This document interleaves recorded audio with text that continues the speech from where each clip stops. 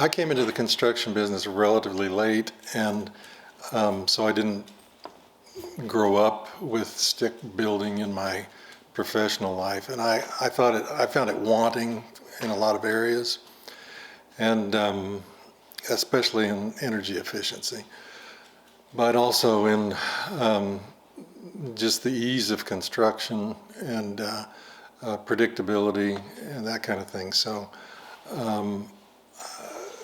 it was not just energy efficiency, but primarily. From a business standpoint, I think it's having something a little bit different, a little bit better to sell. It's just better, and it's not too hard to express that to people. The first time I heard about it, I figured, well, you're going to be doing stuff to them all the time. You have to put them up there because you'll have to be trimming them, you'll have to be straightening them, there'll be this and that, but there wasn't. Just not having to wrestle with them all the time is like I figured I would have to.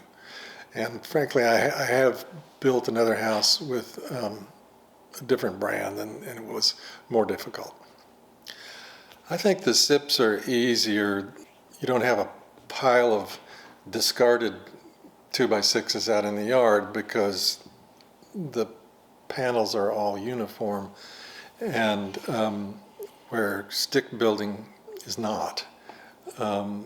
You work with what comes out and lands on the ground, and you start throwing away the ones that are not straight enough to work with, and then once you got the walls up, then you have to sometimes straighten the walls so that the sheetrock is not wavy.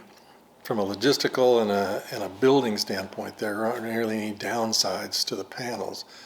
And I've had several framers tell me, I wish I could build them all like this.